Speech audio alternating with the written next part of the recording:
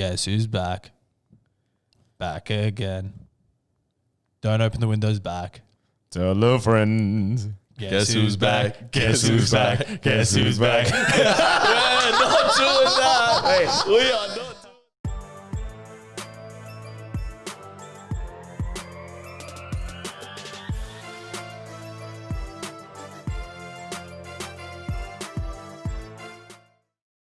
Everybody, and welcome to episode, I don't even know what episode we're up to anymore, but welcome to Don't Open the Window. As always, I am your host, Joey Dawood. On my left here is Ronnie D. What's up? On my right here is Peter Madani. Let's go. Before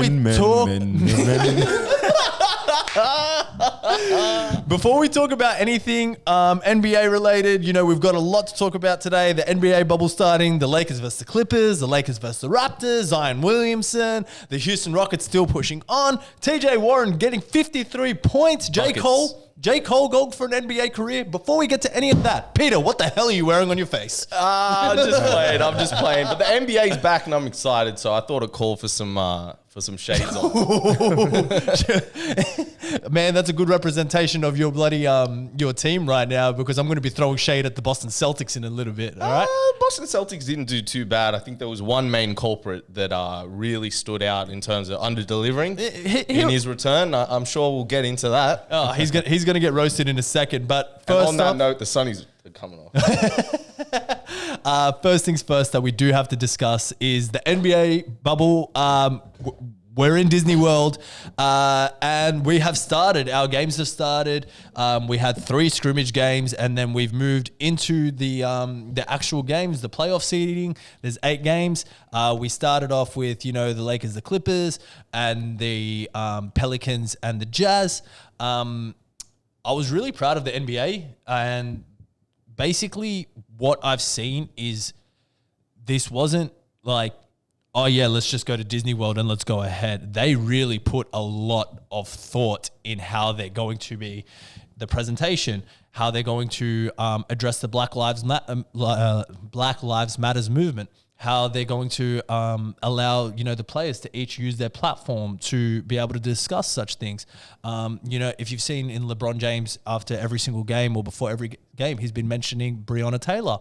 And everything like that. And it's just so awesome to see the way that the NBA bubble has restarted, and they've done it in such a way that it doesn't feel like without the fans or without anyone there that it's actually taken away from the game. It actually feels like there's so much more significance because the NBA is being started again. Yeah, I agree. Since the riots and the protests and everything have cooled down in America, has it cooled down? I don't know if it's really cooled down. It's not cooled down, but it's not. It's not at the same level and intensity that it was before. We're not seeing black tiles constantly be posted on Instagram. Let me just say that. Like, that's just an example. Okay, so there's not as much push right now. The awareness was starting to drop down a Yeah. bit. So it's good the NBA's come back to kind of bring it back. I think it's absolutely amazing. With all the not the nicknames, but all the social justice names that they've got on the back of their jerseys. Equality, how many more? Education reform. Even the internationals got shit on the back of their jerseys in their foreign language. Yeah. I don't know what the hell they say, but I could see Doncic had something in Slovenian on the back.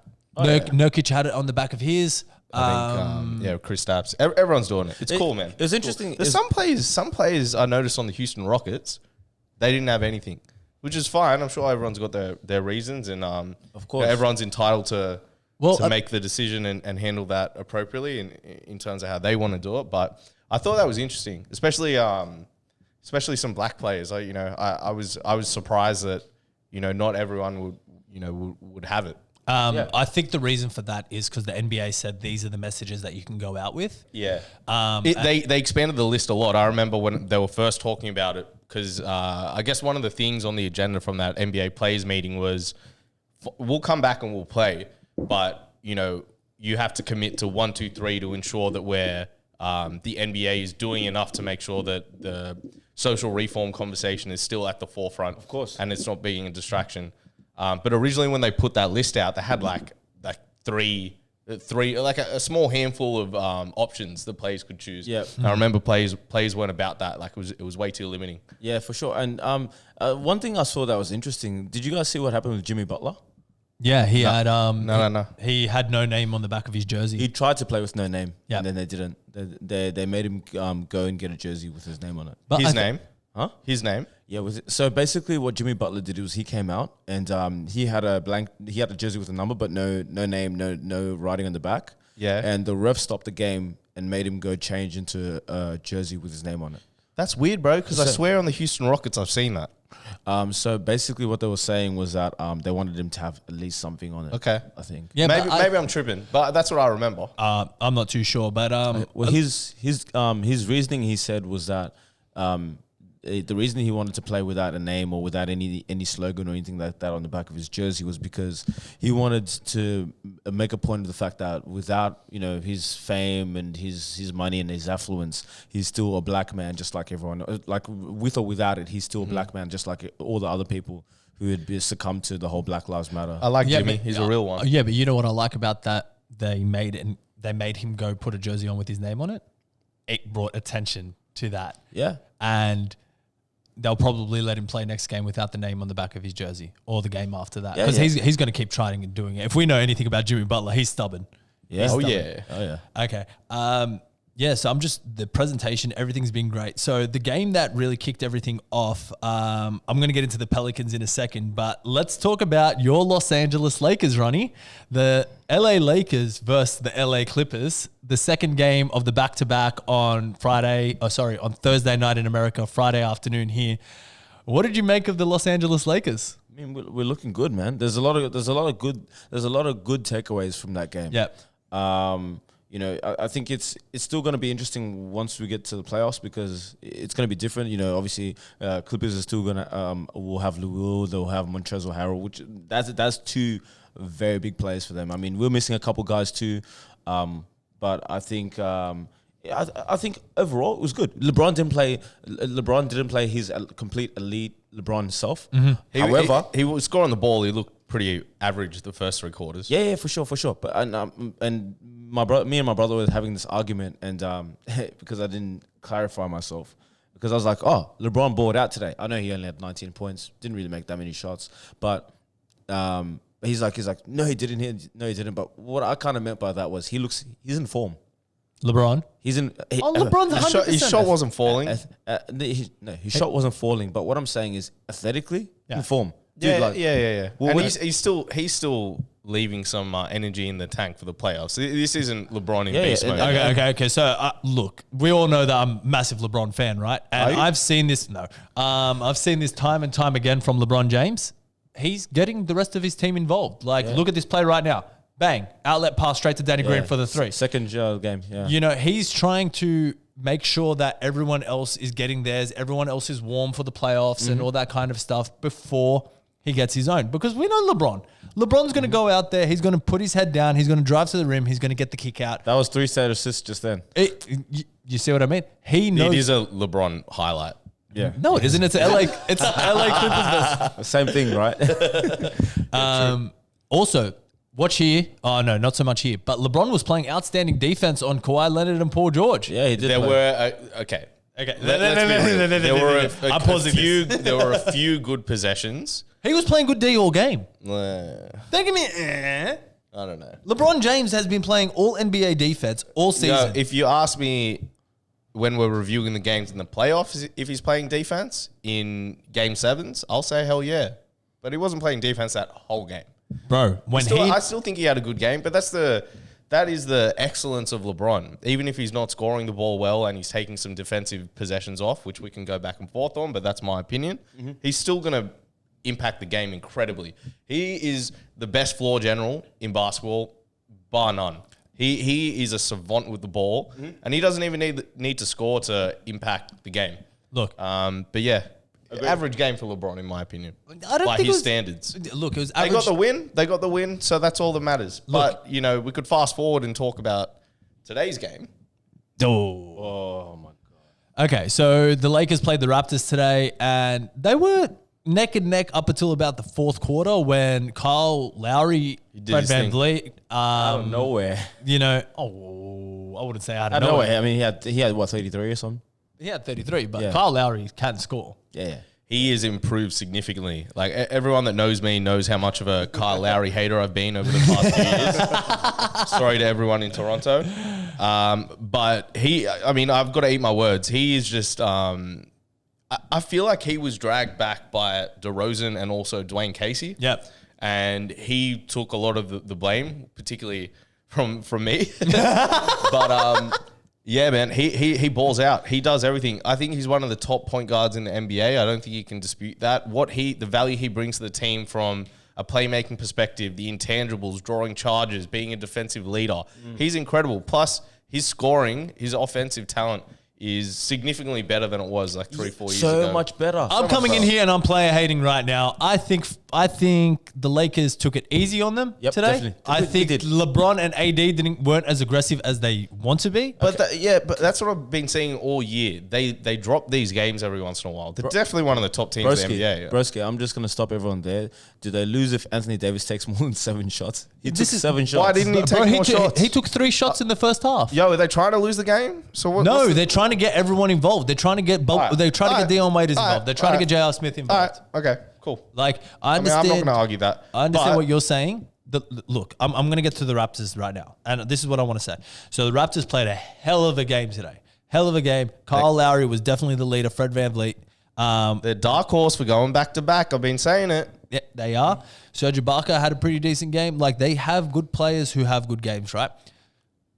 But the Raptors, this was their first game. This was the Lakers' second game. The Lakers are trying to get in form for the playoffs, as in they're trying to get all their players to mesh together. Yeah, because Frank they Vogel. got some new pieces now. Like Rondo's obviously, he's out for a few weeks or however long the time is. They got Dion Waiters are trying to integrate, who's looked money. Yeah. Looked really good. I think the conversation we're having around who's going to be that secondary ball handler when LeBron James goes to the bench. Waiters is that he's got that in the bag, that Yep. role.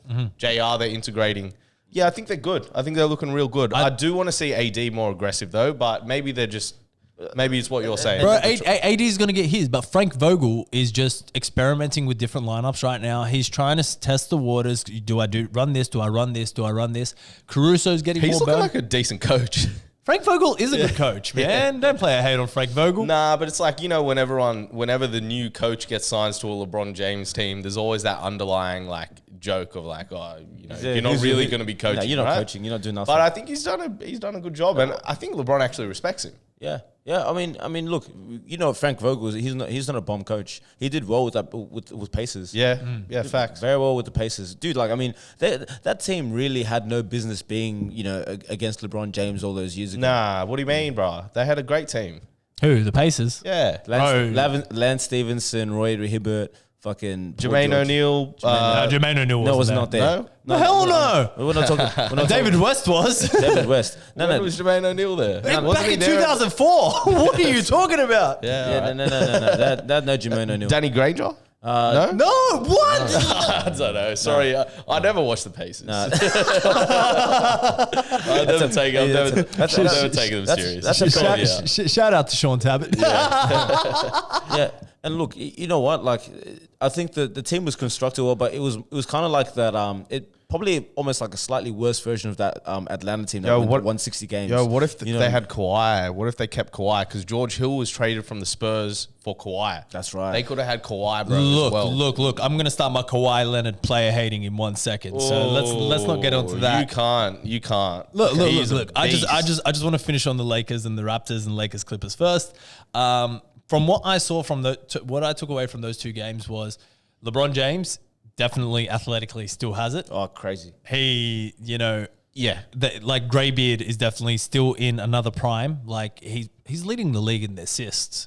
He's like, he started this season. He's like, oh, do I have to play point guard? Okay, I'm going to be the best point guard in the league and then have the best record in the West. Like, it's not normal. Yeah. You know what I mean? Yeah. It's really not normal, which is an atonement to his greatness.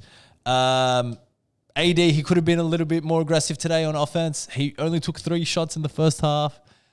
But I'm not too worried about what I've seen from the Lakers. I'm actually excited because when the playoffs come, we obviously know they're going to be playing 38 more minutes and all that kind of stuff. Definitely. Like, I mean, you look at today's you look at today's shot chart, and you know who took the second and the third most amount of shots? On the Lakers? Yeah. No. It was Dion Waiters and Markieff Morris. You see what I mean? Markieff. Markieff, yeah, he had Marcus. No, he's Markieff. No, it's Markieff. Yeah. Markieff. Keith Nutkus. Yeah. Keith had 10 shots. Keith had 10 shots. LeBron had 15, which is standard for him. Yeah. But Kuzma who took 13, which is good because I think Kuzma is going to be a big factor in everything that's happening at the moment. Good. He's looking real good. He's looking aggressive, and this is what I was saying. He's looking engaged defensively. Yeah. He's looking great. He's defending. And Bro, okay, so this is what I want to touch on the Clippers game. Kawhi was calling out. He needed people to switch Kuzma off him because Kuzma was like actually bothering Kawhi during that game. Kuzma's long, bro. He's 6'10". Yeah, he's 6'10". He's an athlete as well. He's an athlete. And this is what I was saying to you guys before, just digressing from Kuzma's defense. Yeah. But I was saying this to you guys literally just before we started this. This is the best offensive team. This is the most potent offensive team that LeBron James has ever had. I still don't believe you. You can't argue. I can't argue that. You cannot argue. Okay, which one? Bro, the Miami Heat in 2012, Yeah. 2013 won 27 games in a row. Okay, They were down 20 a lot of those games, and then they went up. Who? Okay, tell me who their potent offensive players were. Dwayne Wade, Ray Allen, Mario Chalmers, Chris Bosh, Shane Battier, Mike Miller, Udonis Haslem. Rashard Lewis. Dude. What? He scored like 7. Dude, you just put Rashard Lewis behind Mike Miller as an offensive player. Okay, first of all, Mike Miller's a great shooter. Mike Miller would come off the bench and score like 5 every three-pointers. single LeBron James team since he left Cleveland originally has been a powerhouse offensively. Yeah. No. They've all been good. I think Even his Cavs team with, bro, Kyrie Irving, Kevin Love, they're elite. J.R. Smith? No. Kyle Korver? Okay. This is where I'm getting at, right? Yes, they've been good, especially top heavy. Top heavy, they've been better. You know what I mean? Like when you've got someone like your Dwayne Wade, your Chris Bosh's, and who was their who would their fourth be? Who'd their fourth offense? It was Shane Battier. I think Shane Battier was Fuck, a bro. big piece of the Miami Heat team. Fuck, bro. Shane Battier. Okay, he's the third most offensive, fourth most offensive. Bro, You're Shane, really are you hating on Shane Battier? No. But no. How dare you? I'm gonna go there. I'm gonna say this. The Shane Battier fans will be up in arms. Okay. I meant up in arms. dude. And I mean, look, when you're talking about LeBron James, Anthony Davis, Kyle Kuzma, Dion Waiters, J.R. Smith, like we're talking about all guys. These are guys who can create their own shots. Fucking Shane Battier ain't creating his own shot. they're He bucket didn't need to getters. create his own shot. But what he I'm had sa- Dwayne Wade and LeBron James creating the shot for him. And that's what I'm saying to you. Personally, like in terms of players who can create their own shots, LeBron James has never had a team like this. Bro, I don't Argue that. I can and I will. The Cleveland Cavaliers team in 2016-17 that lost to the Warriors in the finals 4-1 was more potent. They scored like 25 threes in one of the finals games and like beat the Warriors. That Warriors team was probably going to go undefeated unless the Cavs scored 25 3-pointers on them. Okay. That team was insane offensively. Defensively, they were rubbish, but offensively, they, even Tristan Thompson was getting 10 points a game. Kevin Love was getting 20 points a game. Kyrie Irving was getting 25 points per game. J.R. Smith was getting like 12, 14, 15 points per game. LeBron James was getting 30 points per game. Like that team was potent as hell offensively. They're all good, extremely good. What are we arguing about offensive here? teams. All of LeBron James' teams are potent offensively. Yeah, but what I'm saying He's is got the most pure shooters around him now, I think, though. but pure shooters, guys who can create themselves off the ball, even their big men, right? We're talking about the inside presence of fucking Dwight Howard, Anthony Davis, and JaVale McGee. Hey, dude, like and Markieff Morris is also a stretch big and you can shoot. Come on, bro. Yeah, okay. Come on, bro. Keith. You cannot. Like, I don't even know how we're having this discussion right now. In terms of what he has, LeBron James has never had so much help. Wait till Rondo comes back. He's never. No, man. What? Rondo. Even Playoff then, Rondo. even He's a then, beast. bro. Rondo's one of the best offensive generals. Not right now. Not right. He's still an elite playmaking guard. Still an elite playmaking guard. So I'm just watching these highlights. I'm sorry. It's just it's it's, All right. Joakim Noah. Like Joakim Noah's out there and he's doing stuff. but I don't know if he's doing it well, but he's doing stuff. I think the Clippers. Wait, watch Kuzma. Kuzma. Pull up. Yeah. Boom. I think the Clippers were missing Lou Will massively, especially down the Definitely. stretch. Definitely. I wanna touch on this. Couldn't create. I want to touch on this though. Lou Will is a liability against the Lakers. Yeah, but And we saw that the last game. He's still 6th man of the year, bro. You Yeah. know what I mean? He's still a beast, and they're missing Trez as well. Yeah. Yeah, but Trez is also a liability. They're both not good defensively.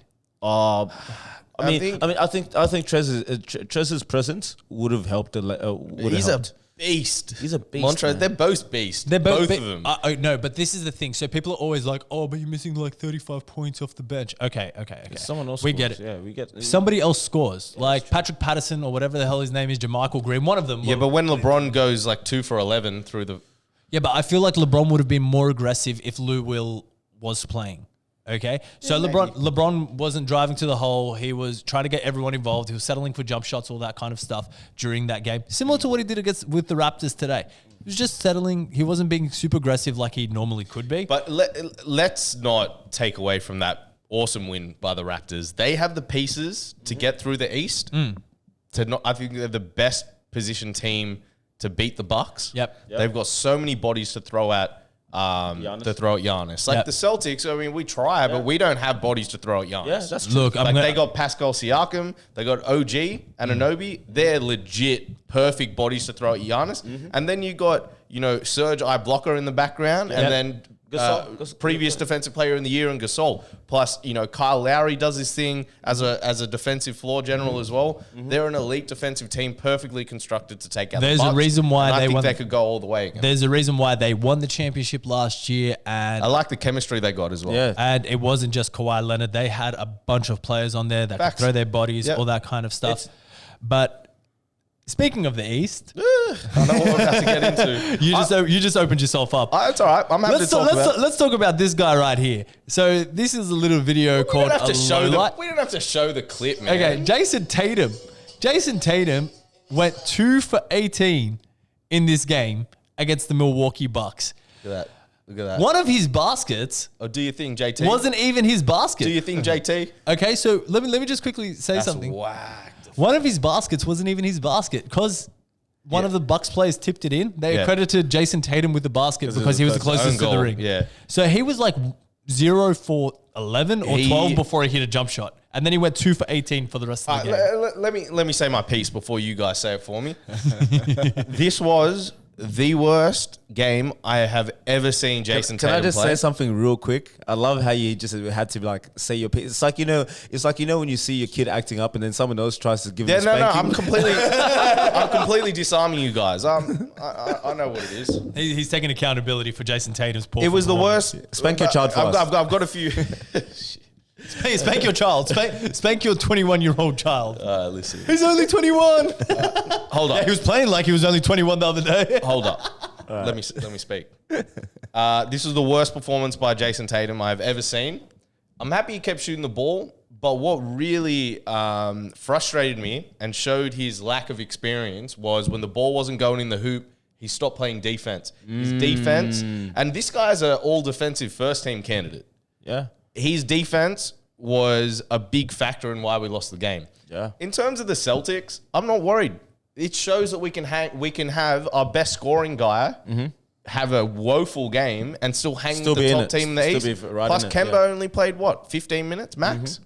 So I'm stoked with it. Obviously, you want to get the win, but man, Marcus Smart. I've been saying it for years. Everyone saw how much of a beast he is. Literally. No. We're not touching on Marcus Smart until I get to go in on Jason Tatum. Yeah, you can. Okay. Okay. Just got a couple points to make. So, but Marcus Smart, he was our best defender on Giannis. He's 6'3", 6'4", Yep. against a 7-footer. That's insane. It's also worrying that he was our best defender on Giannis.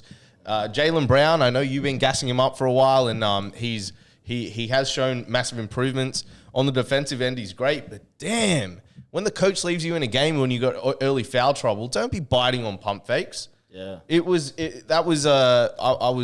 very frustrated watching that. It was a quick 5 fouls that Jaylen Brown did hold not up, need. even despite all of that, if those bullshit calls were made correctly, Yep. there were a few close calls at the end of the game, but there were 2 that were blatantly wrong. One, the foul on Daniel Tice from Giannis that should have fouled him out. Ref blew the whistle. Yeah. when Giannis fouled him, and they said, "Oh, basically inadvertent whistle." It was a non-hostile act, and I'm just like, what? Bro, He fouled him. You fouled him. You blew the whistle, but that's fine. And then there was basket interference from Giannis as well. Literally, the ball is on the hoop. Giannis tips it out, and we didn't get the call. bucket. No call. But anyway, I mean, you can't blame the refs. There's plenty of things we could have done to win that game. And yeah, man, I thought it was just very encouraging that we could have, all these things against us and still hang with the best team in the East. Look, you guys only lost by 6, which is quite impressive, especially against someone like the Bucks. Jaylen Brown went on to post this to his Instagram story after the loss. It's Giannis Antetokounmpo holding hands with referee Kenny Mao, and basically saying, "Oh yeah, like we know you're in tight with them." I couldn't stop laughing at that photo for the sheer reason that, That's petty. No, That's straight up petty. I'm here for it. Jaylen Brown has to see Giannis at the breakfast buffet tomorrow. Like, think about that. Like, these guys are in the same hotel and shit. They're gonna see each other walking around. We're not worried. But how funny is that? Like usually you can get away with it because you don't see these guys for like a few more weeks, a few months. But and it's stuff. Giannis though. No, I know. I'm not saying they're gonna throw hands or anything like that. But it's just the fact that like Giannis is gonna like finish the game, finish the shower, go on his phone at the end of the night, and he's gonna see Jaylen Brown is making fun of him, and then the next morning at the breakfast buffet, he's gonna look at Jaylen Brown and be like, "So why'd you post that about me, man?" Yeah. I think it's going to be hilarious. Okay. That's fair. Look, I watched this game. I had a very religious experience yesterday, okay? So I went to Peter Madani's house, okay? And I watched the Celtics play basketball with his father and mother, okay? And we got man ushad zator. We got some Lebanese food for breakfast. It was delicious. I brought some coffee over, okay? Thank you. It was special. Watching that game with your family is one of the best experiences ever, because his mom, like, she gets into it. She's like, "No, that's not the foul." Like, and his mom's ethnic. So like, for me, that's like amazing. Been watching the game for 25 years and still doesn't know the rules. It's hilarious. Shout out to Tony Pat. So watching that game and everything, but from what I could see, the Celtics could hang with the Bucks like no tomorrow. Dude, they were even in the third quarter. End of the third quarter, they were even. They took the lead in the fourth quarter. What about my boy, Gordon Hayward? Gordon Hayward had a great up. game. I think this game actually tells me more about the Celtics, and it actually tells me a lot about both teams. It tells me that the Celtics, I think Jason Tatum was partying with J.R. Smith the night before. That is my only excuse. Man, honestly, he looks so out of it. I'm wondering if he's going through some personal things, because like he literally looked like someone passed away in his family or something like that. Okay, let's not wish. No, I'm not wishing anything, but that's what I'm saying. It looked like he was actually going through something quite serious. Yeah, he's trying to say that he thinks there's more to the story. No, I know that, but like, let's not speak that into existence. Let's just hope it was a bad game. Yeah. But Tatum, like, he legitimately looked like he was just, his brain farts everywhere. Oh, we playing basketball again. Like, it just looked like had a bad gamble at the end of the game, and that caused Marcus Smart almost bailed him out and drew that offensive foul. It was called a block. I think it was probably the right call. I think it was a block. It was weird. Yeah, he definitely looked kind of rusty.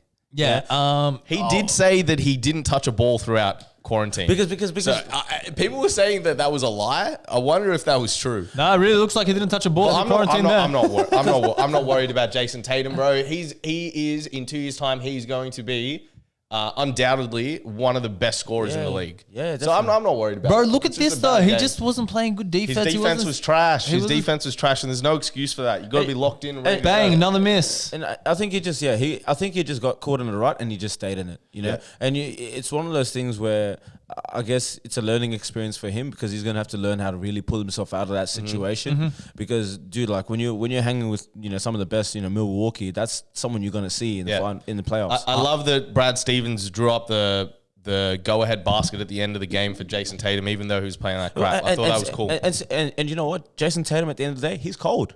You know what I mean? Dude, he gets buckets. If you look at players in the NBA right now who still show, I guess, small remnants of what Kobe kind of had in terms of that killer instinct, someone who's going to be a little bit more aggressive. I think Jason Tatum is up there. I think he's still not close. He's not close yet. He's only 21. But he shows. But he shows. He's only 21 in 78 days. but he shows glimpses of someone who can be resilient and be a bona fide scorer. On a championship team. Scottie Pippen came out and said he's ready. I don't think Jason Tatum's ready to, he's got more growth. And I think, but we got options, man. We got options, and I'm happy with the way our team competed.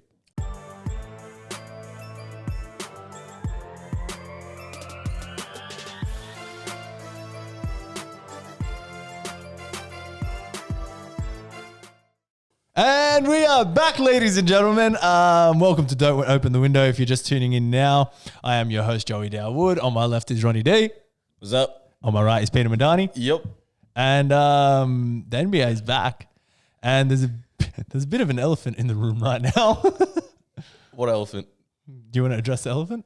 What's the elephant? What elephant? So we've had to take this twice now because Peter Madani keeps trying to steal my thunder on the reintroductions. Hey, it's all you. I didn't know you were going to be so sensitive about it. Yeah, man. I mean, yeah. I gave you a 10-minute expose on the Celtics and you just went and you know what? I'm going to steal Joey's intro. I did. Go in, young king. Go. It's all you. The floor's yours. I'm not happy about this. You've just made me look like a Gronk to everyone on Instagram and YouTube. You took it out. Because you were the one that presented the elephant in the window. I mean, what? What? This is taking a wild turn. I don't know. All right, speaking of elephants, Zion Williamson and the Pelicans people. He's not looking as trim as people were saying he was going to look. That's okay? a goat segue right there. Not bad. I definitely think he's more. He's elephant though. Nah, he's not. He's a big boy. He's still looking good, but he's still looking amazing. But okay, so I really want to touch more like Bigfoot. I want to touch on this topic. Zion Williamson and the Pelicans. Basically, the NBA tailored this whole 1 to 8 seed. We want the teams that have been in the contest for the 8 seed to have a chance to make the playoffs. They basically said if you're the 9th seed and you're within 4 games of the 8th seed, you get 2 elimination games to basically go through to the playoffs. They set this up for the Pelicans to basically be able to be that 8th seed. They wanted LeBron James versus Zion Williamson money. Oh, yeah, so if you're within 4 games of the 8th seed, I think it was 4-2. You go into a play-in tournament. I think it's 4 games. Yep. And the 8th seed has to only win one of those games to go through. If you're the 9 seed and playing in that play-in tournament, you have to win 2 games to go ahead. Yeah. I think that's what it is. Yeah, so the Pelicans played the opening game. It was Utah versus the Pelicans. Utah won that by 2. Brandon Ingram had a chance to win that game, 3-pointer at the buzzer. Unfortunately, he missed it. It was in and out. I'm not too mad about that. But the next game was today, and that was the Clippers versus the Pelicans. And they got throttled. They got stomped out. Yeah.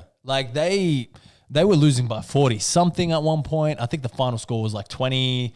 They lost by 23 or something. Yeah. You know what's funny? I had a conversation with my brother weeks ago, and we were talking about the Pelicans, and we were talking about this exact same thing. How the Pelicans is basically the NBA's golden child right now, and we all know that had the Pelicans had a higher seed, there would be none of this right now. This whole play-in tournament. Yeah. Well, why would they really? We know it was. Nah, bro, come on.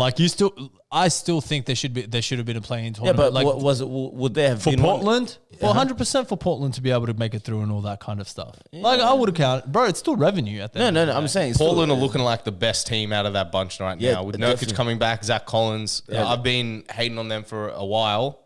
They look like a completely different team with Nurkic and Collins back. Yeah, they look real nice. But anyways, my brother's like, I think I wouldn't be surprised if the Pelicans, took the Lakers to 7. I was like, dude. Hell no. No. He's like Pelicans could be upset. I'm like, they're talented enough. They're not talented enough. Nah, they're not ready. They're too young. They haven't done it before. I think they got a really good young core.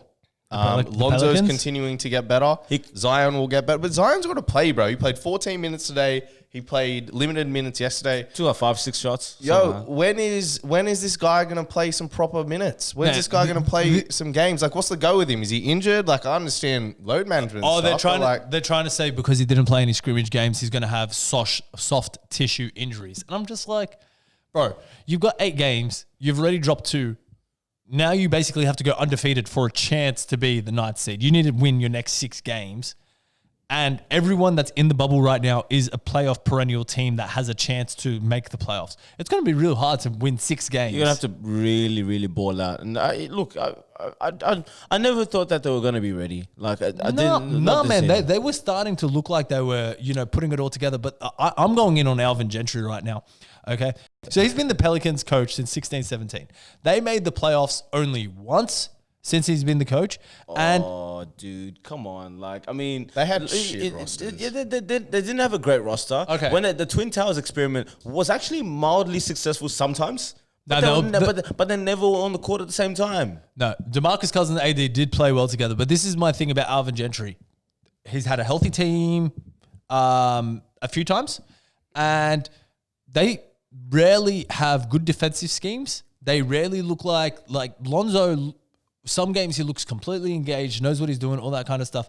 And then other games, he looks like he's got no idea. Like, he hasn't looked like the Lonzo Ball that we were seeing towards the end of, before the COVID stuff happened. He wasn't looking like that Lonzo Ball. He was looking like the Lonzo Ball rookie year that had Patrick Beverley eating his lunch. He was minus 29 today against the Clippers. He's supposed to be like an all-defensive point guard. He's 6'6", athletic. He improved his three-point shooting. He improved his passing and everything like that. He was starting to look like he was putting it all together, and then bang, he goes and he takes another dump. His three-point shooting wasn't bad today. I mean, he hit 2 out of 4, which is not bad. Okay, but man, he's not being aggressive enough on offense. He's definitely not. I mean, Drew Holiday ain't looking like he 2 for 7. 2 for 7. Yo, the starters played max 24 minutes. Because they got slaughtered. They did. Okay, that's the reason why. They would look at all their plus minuses. Minus 29, minus 26. The first quarter they were down 12. Yep. Second quarter down 20. Yep. If anyone looked nice on that team, it was Jackson Hayes. Jackson Hayes? He's a good young rookie. He's a rookie. He's an energy Yo, they type player. They got pieces, man. I think there will be... I don't know if this is their year. It's not even close, not even remotely. But I think there's someone to look out for because you could have a breakout season. Out of two to three of those guys could have a breakout season. No. But what I'm saying about them is the NBA basically handed this on the silver platter for them. They go, take Utah. Utah's missing players. They got beat by 16 today against OKC. They're missing Bogdanovic and all that kind of stuff. The NBA said, go, make the playoffs. We need the revenue from LeBron versus Zion after all this shit has happened. And now look, they shit the bed. And I'm putting this all on Alvin Gentry. He could have done this so much better. He should be getting JJ Redick much better shots. He should be getting Zion. Zion should be playing at least 28 minutes a game. Okay? But if they're not playing him, they're not playing him, bro. I mean, okay, they got their reasons. Why is Brandon Ingram not having more plays drawn up for him? Why is Drew Holiday taking off the dribble, fade away 2-pointers, and Brandon Ingram is not going to work in the post like he should be, or taking it off the drive? Haven't they been a fairly good offensive team throughout the year? They have been, okay? And this is what I'm saying. They've come into this bubble, and they have not looked like that team earlier in the year. They're looking like a team that wants to get a high draft pick. They're looking like a 28-win team, which is what they are. No. But they dealt with injuries throughout the year. When they're fully healthy, they were playing good. They were. They were playing good games. So they're not an elite team. They're not an elite team. Let's not mess around about it. Like, they got some good young pieces and they got some vets as well, and we want to see them, compete. We want to see Zion play. Yeah. But they're not even close to an elite team. They're a borderline playoff team, and that's where I think that's the right.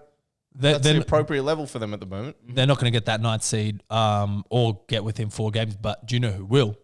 And you were just touching on them 2 seconds ago. Okay, the Portland Trail Blazers. Oh, Portland, yeah. Rip City, baby. OKC is like the 5th seed. They're like 5th seed. Rip City, baby. They're balling. Closer to your face, please. I can't hear you. I can hear you fine, Ronnie. Thanks, Pete. Appreciate it, Pete. I can't hear you. Okay, can you hear me now? Yeah. A little bit closer, bro. No, I'm just saying, Dude, bring the microphone closer to you. Dude, any closer, I'm going to give my microphone COVID. The Portland Trail Blazers, bro, they good. Let me touch on their game, okay? So they played, give me one moment. Portland played Memphis. Portland played Memphis. Okay, so that's a potential 8th versus 9th seed matchup that we could see for that play-in tournament. Ja Morant was nice. Jaren Jackson Jr. basically looked like... Ja Morant wasn't nice. Yeah, he was. No, he was quiet today. No. What do you mean? They Well, didn't. it was They, quiet. Memphis. I'm 22. talking. Port, 20. Oh, he still got 20 points to 12 assists. yeah. He did in the end, but he struggled. He struggled throughout the game. It was 7 on 22. Yeah, throughout the start of the game, he was not effective. Okay. And you're putting him on 41 minutes. He's still got a lot of assists, and he's still a rookie and all that kind of stuff. No, I think he was he's, good a, for- he's a still a beast. leader. He's a beast. Yeah, Jaren Jackson. He's a beast. Jaren Jackson Jr. was out there looking like Steph Curry for a second. He was jacking up those threes. He's got a bit of an ugly shot. It's a little bit looks like uncoordinated. It was going in. Yeah, it's good, man. He's a real good young piece. But man, Portland, now that they're healthy, yeah, and I'm actually liking. there's a reason why they made the Western Conference Finals last season. I'm liking Carmelo in this role at the moment with Nurkic coming back and Collins coming back. Yeah. Melo's playing a lot more of a natural game. Yep. He actually had a pretty good game. He hit those Dude. 2 go-ahead 3-pointers Dude. to basically give them the lead and win them the game or send them to overtime, one of the 70% Yeah. from the field. Okay, but Melo has these. This is what I want to touch on for Melo. So Melo was out of the league last season. People were like, "No, he's done," all that kind of stuff. Now he's basically he's got a starting role on what looks like to be a perennial All-Star team, so long as they're within 4 games or they can Playoff potentially, team. yeah, a perennial playoff team. But Melo has these games, man. He'll have a game where he goes like 9 for 12, 10 for 14, and he looks like, oh man, Melo's still got it. And then the next 4 games, he's going to shoot 3 for 14, 4 for 11, Yeah, 5, yeah, 5 for 12. If he can play his role as a 3-and-D guy and do his best on defense, Did you say 3 and D? well, that's he's what lost he a needs lot to- of weight. Have you seen how much That's weight what he's he lost? needs. That's what he needs to be. He he's looking needs good. to jack open threes. Yep. And play good Create defense. some take his shots in the flow of the offense, not Yeah. in isolation, and where he can contribute defensively. I just, you know what? It's one of those things with Melo. I just always wish he got into better basketball habits through his career. You know, Just better health habits. Took care of his diet a little bit more.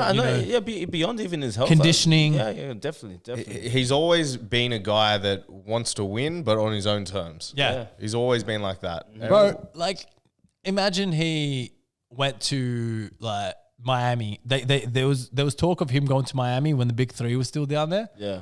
Like they had enough cap space. I think it was the 13-14 season to basically bring on Carmelo. Yeah. And he said, no, I'm going to re-sign with the Knicks or something. Because Like that. this is the thing. When Melo signed with the Knicks, then he had so many options. It was actually Chicago. Chicago was the best option for him at the time. That was a 50 to 60 win team. That would have been a beast team. He would have slotted in perfect. I think they had enough bodies to kind of alleviate the fact that he can be a defensive liability, because that was one of the best defensive rating teams in the East at the time. Elite defensively. Elite defensive team. So Joakim Noah, Carlos Boozer, Taj Gibson, Yeah, Lowell Dang. They had a good team. But this is the thing. We're thinking about a time just before the TV deals where everyone started getting paid so much money, and it was like Melo was gonna get offered. I think it was 30 million more than any other. Like from the Knicks, his guarantee was 30 million more than any other team could offer. Look, I do understand that, and they did change the CBA and all that kind of stuff, but. And you know Melo, dude. Melo wanted to be the man. He went to the Knicks. You realize that regardless of which, the way the Knicks are, even though they haven't been a competitive team for God knows how long, right? It's a business at the end of the day. Can you stop? Can Can I put you on smoke right now? No, hold the on, Knicks hold on. have won a playoff game more recently than the Lakers have. Okay, whatever. Boom. Okay. We'll see how the Lakers go to these playoffs, and we'll see how the Knicks go. But LaMelo Ball, baby. but what I'm saying is, at the end of the day, it's a business, right? And the Knicks, regardless of their shortcomings as a perennial All-Star team or whatever, or franchise, what have you, they still one of the highest grossing not even basketball, sports teams in America. Yeah. In the world. Yeah. In the They're world. like the 3rd ranked team in the world. They're worth $4.6 billion, and they've been so bad for so long. And that's just a testament that's to what I'm New saying. York, baby. Yeah, and that's the thing. You know, so Melo, when Melo came in there, he did what he was meant to do. Be their attraction player. Yeah. Who people go in, they want to see Melo drop 30 points. Yep. And they lose. But and the Garden is like one of those places where everyone has a good game in the Garden. So it didn't really matter. Like if the Knicks are losing, it's fine because Melo goes for 30, right? And then you got LeBron coming in and dropping 50. Yeah, 100%. But I hope Melo's found his home in Portland. He's looking nice. If I'm a Laker fan, I'm actually scared of the Trailblazers if they do get that 8th seed. Did you see Nurkic's game? Yeah, he played well. Nurkic got like 19 points, 8 rebounds, Nurkic 6 is blocks or looking something. really good. You're right. 6 blocks. 6 blocks, 5 assists, and then I think 5 fouls. Perfect from the free throw line too. Yeah. Bro, Nurkic, like we haven't seen Nurkic in over a year. I think it's been about 18 months since we last seen him. He had that horrific foot injury.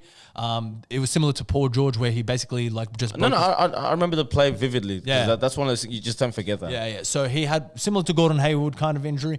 And man, like the 3 scrimmages and this game, Nurkic is looking like he's putting like Yusuf is looking nice. bro.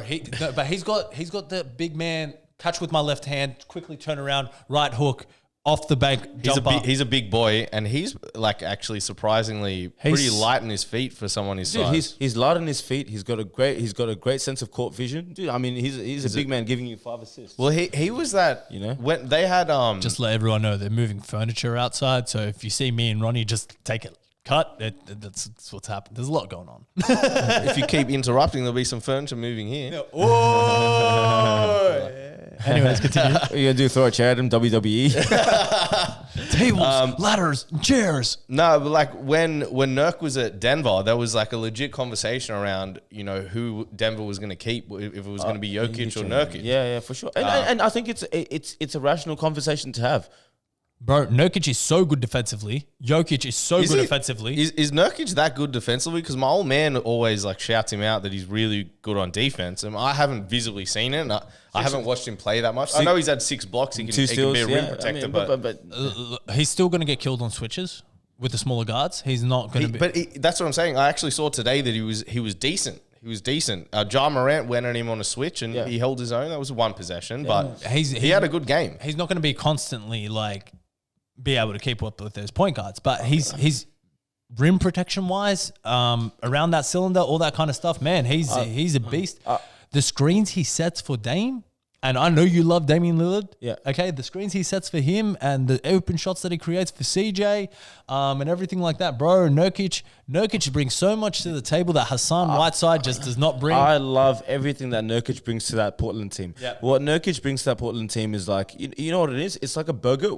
It's like a burger who can score. He's He's tough. yeah. Yeah, he's tough. He's tough. Tough I'm a big nose. fan. I'd love him on the Celtics. You know what I mean? Great IQ.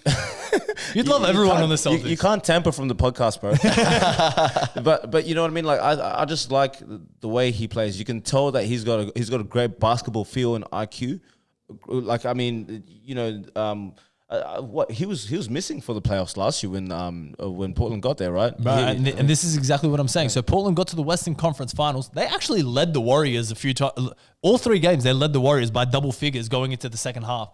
We knew the Warriors known for their third quarters. Third quarters, But man. like the Portland Trailblazers, man, they've got their team back together. Who's checking LeBron though in that matchup? Right, Who's checking LeBron? They still got Trevor Ariza and Carmelo. Trevor's not playing. Trevor's not playing, but they still got Carmelo. Carmelo can defend LeBron. Ariza's out. Apparently, there's this situation with him, and he had a month where he could see his child. That's right. And he basically had to make the decision: do I use that visitation month and see his kid, or do I, gear up for the playoffs with my team? Which that would have been a real tough decision for him. So you feel for him. No, but man, like, But he's a very needed piece on that team. I've always been saying very it. needed piece. They never have those defensive wings, or they haven't had it this year. Last year they had multiple, and they don't have them anymore. And Harkless. And offensively, he gives you an option at the perimeter. Yeah, he can knock down shots. That's And- what he does. and He's listen- like a legit 3-and-D guy. and bro, no, he's been in the league for 16 seasons, or 14 to 16 seasons for a reason. Like, And he shows up when he pulls up. Yeah, he's got to that the- experience. in He's the a playoffs. champion. In the playoffs, he shows up. yeah, he's definitely. But come on, I LeBron's killing Trevor Ariza at this stage. Nah, man. I don't think he's worried about Trevor Ariza, man. Look, I don't think, Look, LeBron's going to get past him and all that kind of stuff, yada, yada, yada. But man, like, I'm a Laker fan. I see Nurkic, I see Dame, I see Trevor Ariza. If Trevor Ariza was there, I see CJ. I'm worried. I don't have Avery Bradley to stay in front of Dame. Dame goes in on the Lakers. Remember that game winner he had on Brandon Ingram Okay, from a so couple of years ago? look, That was a beast shot. That step back. Damian Lillard is a beast. yeah. speaking of the West, though, we also have another team that is lighting it up again. The Houston Rockets. Yeah. And that game, Houston Rockets versus the Dallas Mavericks, that game finished 153 to 149, went to overtime. High scoring game. Halftime, the score was 85 Dallas Mavericks, 75 Houston Rockets. That's 160 points. Did the Lakers even score 85 points today? No, they got to 92. Yeah. You know, like Kristaps look good. like just watching this game right here. Porzingis is back, like he's playing well. You know, James Harden. I got to rewind that. So we see this still here. Robert Covington, James Harden, just out on the break. Bang, 1, 2. Oh, I thought he was going to show us the pump fake layup again. Yeah.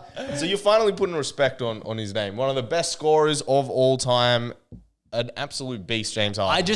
I think James Harden's actually, so me and my older brother Charlie were having this conversation. I don't think LeBron James is the best player in the NBA anymore. And I don't think it's Giannis, and I don't think it's Kawhi Leonard. I think it's this guy. I think James Harden is the best player in the NBA right now. I think there's an argument made for LeBron, Giannis, Harden. I think it's Harden. You could make the argument for AD, Kawhi. You can't go wrong with any of them, I think. Bro. They all bring different things to the table. I think Harden and Westbrook were born to play with each other. I think Porzingis and Luka as well were born to play with each other. Like, look at that shot by Porzingis. Bang, 7'3". He's looking great. Fade away. That's Dirk Nowitzki right there. But then look at here. Russell Westbrook. Bang, bang. Layup. Easy. He's just so great in the open court. He really is. Man, so what do we make of the Houston Rockets? Do we think that they're going to make some noise this year? There's always an asterisk next to the Houston Rockets because of the idiosyncrasies of James Harden and Russell Westbrook when it comes to the playoffs. You know, these guys are killers. They're cold, right? The only problem is that ISO ball. It's tough in playoffs, man. When it's not going, you need to be able to, like when your shot's not falling, you need to be able to switch it up and, get an easy basket. And they've always struggled to do that. That ball just hits the floor way too many times. You know, that's why Golden State has been great for a profound reason. And it's the fact that they just, like, you think about their best players, right?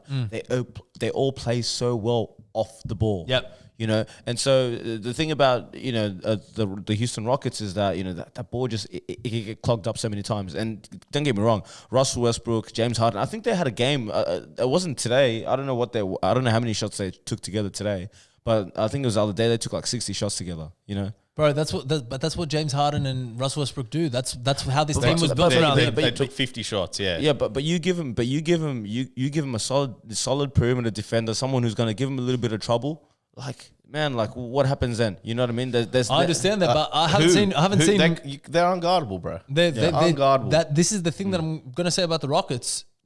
That you have to force them to play your game because they've been forcing everybody else to play their game at the moment, and they've been absolutely killing everyone by doing that. Yeah. Like James Harden. Bro, I don't care. Like Porzingis is 7'3". Yeah. Okay, Boban is 7'4" or whatever he is. Both of these guys were feasting inside. Guess what? The Rockets still won. But Boban came in and had some good minutes. Hey, what about Trey Burke though? Trey Burke, 8 threes, 31 points. These guys were having insane games and everything like that. And then James Harden and Russell Westbrook still found a way to win that game. They played a typical D'Antoni game, bro. They still let Dallas score 150 points. That is true. I'm not going to refute on that. So we talk about playoff basketball. We know that like these games aren't going to that. Look, Houston. For real? You got the Raptors as your dark horse? Houston is up there, man. I think Houston can beat any team in the league. They can also lose to any team in the league. I agree. I actually don't. I don't see Houston not taking any of those. Houston can take any team in the NBA to the 7th game. The only question, the asterisk that I've always had against Houston is the composure.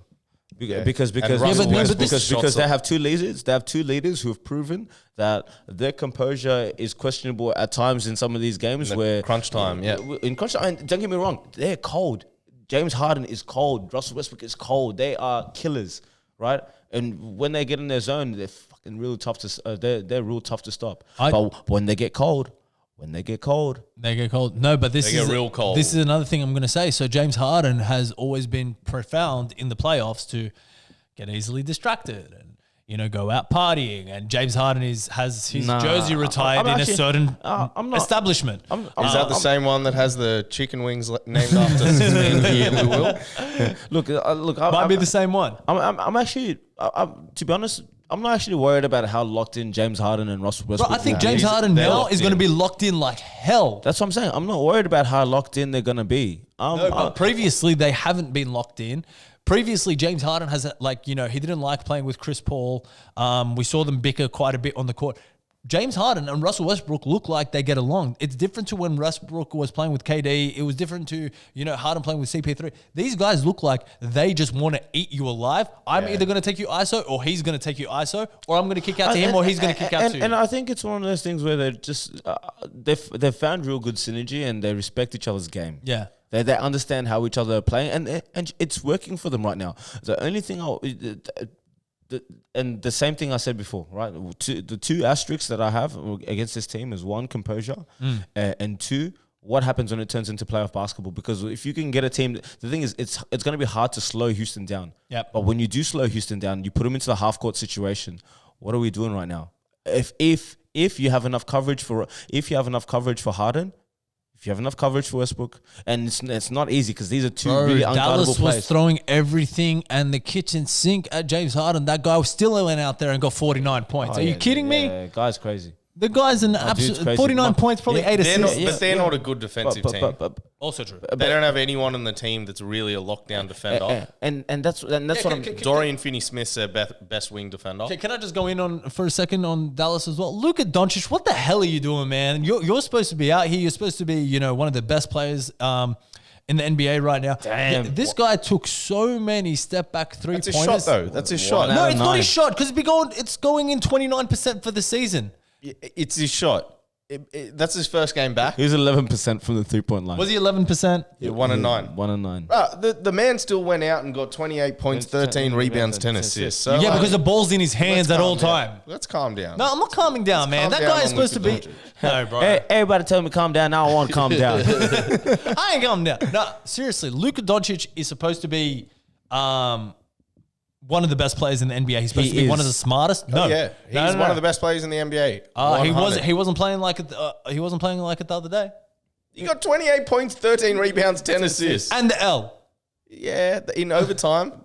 They wouldn't have won if Robert Covington didn't have that insane rebound tip in at the end of the game. Box out your boys. They did box him out. He had an incredible swim move play to get to the other side of the hoop and tip it in. He's great, man. Yeah. That was unreal play for him. Nah. Big Yeah. time pickup for Houston. Okay, I don't think but Houston if- have a chance without Robert Covington. If Luka Doncic took half of less, three step back 3-pointers, and maybe distributed it a little bit more to Seth Curry, or passed it a little bit more to Trey, Trey Burke and all that kind of stuff.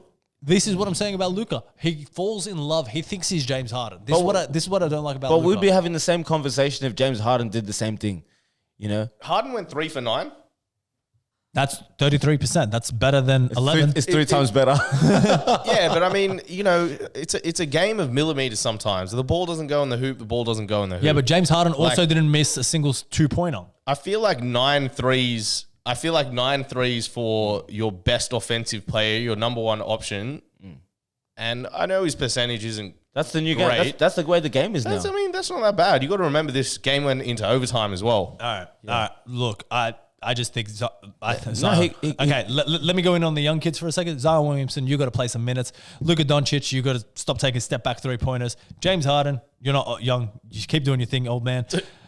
I want to go in on this new guy. Man, speaking of 3-pointers, 9 of 12 3-pointers today for our boy TJ Warren and a career high 53 points. Yeah, I like TJ Warren. Did you see man. He's TJ? cold. Man, Nice. I'm going to get his That's highlights nice. up right now. And get them up. They're real nice. So, man, the thing I love about TJ Warren is he's moving well off the ball.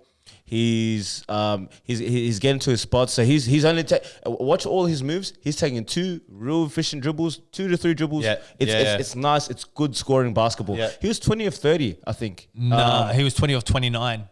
It's the same shit. No. That's me being pedantic. But do you know what I'm saying? And you watch every single one of those buckets, man. They are great buckets. So like I'm saying, he's catching the ball, he's squaring up, he's taking his man for 2 shots, or he's actually just moving, he's slashing, he's getting to the basket. You know what? It's great basketball. It's a good 50-point game to watch. I wonder if the 76ers were having flashbacks of, you know, a 6'8" small forward with cornrows going off on them. Like, this guy was just doing he was looking so good. Do you know what the Suns got in the trade for this guy? They got they're bad management, man. Before you go into that, remember when they had Isaiah Thomas, Brandon Knight, Eric Bledsoe, and Goran Dragic? Mm-hmm. All point guards that got traded and did better elsewhere. Yeah. They don't know what's going on. Goran Dragic was... I could tell Goran Dragic was great from the first moment he stepped on the court, because I was like, man, this is Steve Nash light. Yeah, but this is what Phoenix has always done. They've always, you know, they draft... Josh Jackson, that's another guy that they've drafted. He's playing well on Memphis. TJ Warren. He's not doing anything. Josh Jackson. Barely seen the court. What do you mean? He's playing well this season. Not that I've seen. Nah, bro. I'm pretty sure Josh Jackson is playing well this season. Yeah, all right. Okay. Move on from Josh Jackson. Anyways, TJ Warren. They got back in the trade cash considerations. They traded cash considerations. It's always the cash considerations that mess you up, man. They traded TJ Warren and a 2nd round pick. Do you know who that pick turned into? No, they still haven't. So that pick is probably going to be the 31st pick this season or something like that, or like the 32nd pick. Like, this is so stupid. Like, why do they keep doing this? I don't know, man. TJ Warren, look, man, this guy's got talent. He's been averaging 20 points per game. He's good, bro. He's a two-way player. He came into the league. He's averaging 20 a game. He couldn't shoot threes at all when he came into the league. He's evolved and you know, he's got that range now. Yep. Can play defense. Yep. I cannot wait for the next Miami game for Jimmy Buckets and TJ Warren, because they got a beef going. Yeah, they do. They got a beef going. You know what's funny? Jimmy Butler, his career high is also 53. Oh, no way. I didn't know that. And Jimmy was saying like, first of all, this guy can't guard me, but he was also saying that, you know, he shouldn't even be spoken in the same vein as me. He's not in my stratosphere. He's been on the record saying that. Bro, look at that move just then. Behind the back dribble, one move layup. I like TJ Warren. I think he's a good NBA player. Bro, look at the defense that he just played. He got the block on that. Okay, so let me just rewind it just a little bit more. Do you think Indiana can make any noise? They could be annoying. Yeah, they could be nice. I mean, so they got Sabonis. They got Sabonis is out. Sabonis out. Yeah. For the rest of the season now. So look at that. He just got the block. Bang. Runs the break. Bang, behind the back, lefty layup. Yeah, no. He's like, this is the poise that you usually see from a Kawhi Leonard. This is the poise that you see from a Paul George, LeBron James, all those guys when you get a 50-point game. This guy's getting buckets out there, and the Suns traded him for cash considerations. Yeah. No. Blows my mind. No. He's nice. Like, I mean, like I said before, this is you know what? Watching this 50. It's a clean 50. Do you know what I mean? Like I've seen far less clean 50s from, like, you know, your Westbrooks and your James Hardens. This guy's moving off, like I said before. Bro, I've seen James Harden get 50 points on 28 free throws before, like, and he's got 11 field goals. That's what I'm saying. But just watch him. Two dribbles. Everything is 2 dribbles. It's so efficient. Yeah. So efficient, and he's slashing. He's getting to the rim. He's getting. He's within the flow of the offense. A lot of dude. Bang! Wow. Yeah, dude. Yeah, no. Sorry for people that are just listening to this on Spotify and aren't watching it on YouTube, but he just pulled up a nice 35-footer shot. Bro, that was a Kevin Durant shot right there. Yeah. Like, nice. This guy he's unbelievable. 53 points. Are they a first-round exit, though? Huh? Man, okay, yeah, I'd say so. So who did they have in the first round? Let me just quickly look this up. So they've got a couple dogs, but missing Sabonis that's going to be huge. Oladipo isn't really. He's not back. He's to not where back he yet. was. He's not back. But he looked. You know what? He looked real nice when he got back. Yeah, he had a big game against the Celtics. All right. when he came back. All right, guys. Not a huge game. It was like 20-point game, right? Yeah, but he made some big clutch buckets. Yeah. So if the playoffs started today, it'll be the Heat versus the Pacers. No, that's a 5-game series, bro. That is going to be a very fun series. I'm saying 5 games. But I know that, but as Peter said about Jimmy Butler and TJ Warren having beef and all that kind of stuff. Yeah, but do you see it being more than 5 games? Oh, no. Like, the Heat have been playing, like, astronomically well all season and all that kind of stuff. Yeah, I But if TJ Warren keeps playing like this, if he's a 25 point per game scorer in the bubble and, you know, he's catching fire and all that kind of stuff, man. I don't want to see an angry Jimmy Butler. I still think if there's a dark horse to make the Eastern Conference Finals, it's the Heat. Nah, I'm not that worried about him. I put them a tier under Bucks, Raptors, and Celtics. Man, I'm just so excited to see this guy. Like, Do you think they could upset Bucks, Raptors, or Celtics? Okay. Yeah, I mean, they could for sure. All right, so the Sixers brought this within 3, just quickly, just so we could finish up with TJ Warren. They brought it within 3. He gets a dagger. 6 seconds left on the shot clock. Dagger. Bang! 53. Quick release. Quick release too, yeah. well. With Ben Simmons all over him. Look at that bench. I love the digital crowd. I'm just going to put that out there. Yeah, how do right we now. do it? We should get a little don't open the window. Yeah. Oh, that's not a bad idea. A little digital crowd for We us. should do that. We get a green screen in the studio and let's just do that. Yeah, it doesn't sound like a bad idea. Who was it? It's going to be a little bit odd to see a Knicks fan in the stands, but Actually, you can wear your Celtics green. There's a Pelicans. No, okay. You know what's funny? I've got so many basketball jerseys at home, and I threw out my Paul Pierce one just because I hate it so much. Like it's the only Celtics jersey I've ever owned. Put some respect on him, man. I'm not putting respect on Paul Did you Pierce. see The that guy's a document? Okay, I asked this question yesterday in an Instagram. No, I'm not gonna get it. Okay, I also said this. Did you guys see how New Orleans the digital crowd even left the game? Even the digital crowd left the game. Yeah. You're joking. Yeah. Oh, that's disgusting. That's bad. Imagine someone in the control room. Okay, we got to get the digital crowd to leave now. They're down by 50. It's not going anywhere. No, but like imagine that it's your web browser. You're sitting there. And I'm like, I don't want to sit here all day and watch my Pelicans lose by 50 points, and they would have turned it off. Yeah, that's crazy to me. That's crazy to me. What were you saying? You said yesterday. I can't remember what you said. Oh, I don't know if I want to get into that and open that window. Okay, that's not. No, actually, no. Can you reference it so I understand? Okay, no. So I was talking to 2 of our guys yesterday, in like one of the group chats that we have, and I think Paul Pierce is a delusional. Oh yeah, I did catch up on it. Yeah. I just think he's very delusional and all that kind of stuff. And we were talking, and it got a little bit funny. I think I could take Paul Pierce in 5 rounds. Oh, there is 0 chance. For what? 5 rounds of what? Like if we Like you know, Quidditch? Fight. No, like if we had to both You don't train want for that UFC, all that kind of stuff. Bruh. Like it was a cage fight and everything. I think I could take Paul Pierce He in will 5. take your lunch money and then some. Paul the dude Pierce- got stabbed in the face 11 times. Yeah, and exactly. came He's back- got no defense. and came back to play every single. He didn't miss a game the following season. Nah, he missed some games. This is a sad joke. I didn't catch that. I didn't catch it? I didn't catch it, but Let's organize it then. Yeah. Tough guy. Oh, I'm in. Let's go. I'm in. Do I get 3 months could- to train for a cage? can we make it the undercard for the for the Jake Paul and for the Jake Paul and Nate Robinson fight? Okay. Seriously, speaking of celebrities, J. Cole is going for an NBA career. This news was Ronnie's released boy. today. Yeah, that's my boy, man. His jump shot is water. I told you Yeah. about this ages ago. Yeah. Like J. Cole was training. He's been with what's his name again? C. Brickley for a long time. I've seen him shoot, and he's like been on the court with like LeBron, J.R. Smith, all those guys like C. Brickley's court. Yeah, right? water. Yeah, And like they have all come out and said he's not there because he's J. Cole. He's there because he's a baller. Like he can get wet. Like he does nail 3-pointers and all that. Kind of stuff. get wet. He can get wet. He can get wet. That's a basketball term, isn't it? It's a term. That's hilarious. I thought getting wet is Nah, dude. Abby. Nah, we're staying there anyway. I'm using it. Oh, dude, I was playing basketball yesterday. I got so wet.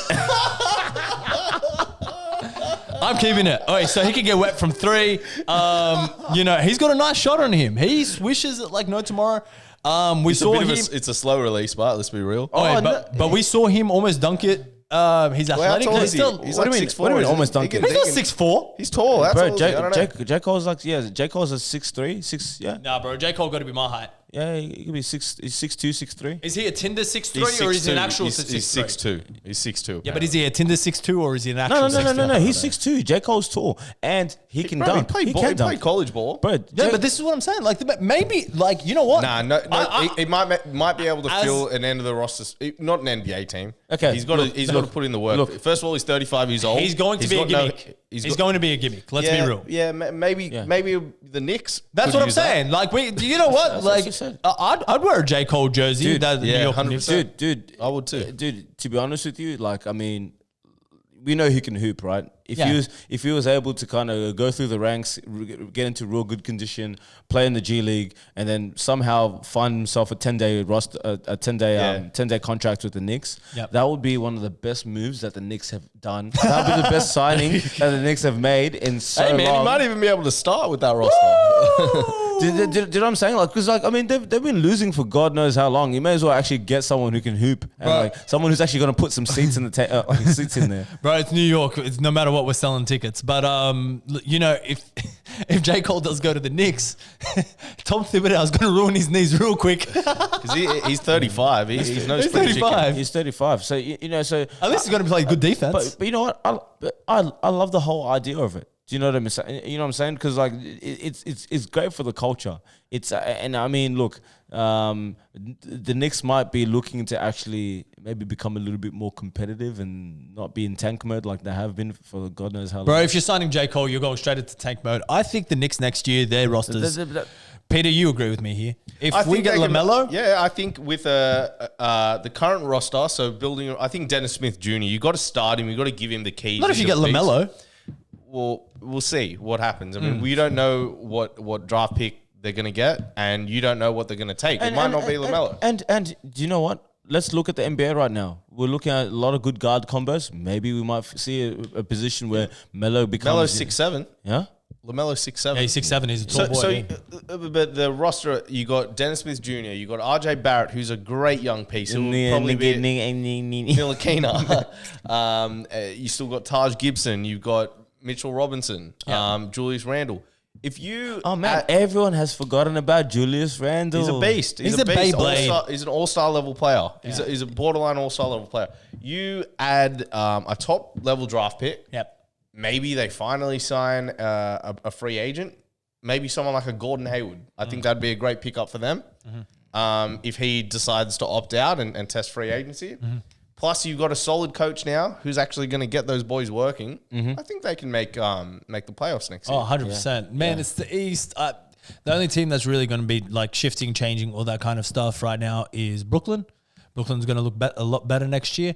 Chicago might look a little bit better once they get rid of Jim Boylan and stuff. Nah, they got nothing there, bro. They got Zach LaVine, but they don't have much. As Ronnie D says every single time Zach LaVine gets brought up, Zach LaVine nice. He's nice. He's nice. Zach LaVine is nice. You already, bro, like, but Zach LaVine's not happy there. He's trying to move. Yeah, He's trying to 100%. move. They're going to move on him. His stock is up right now. I think. And there's I think who said they were interested in Zach LaVine? Brooklyn. Huh? Brooklyn.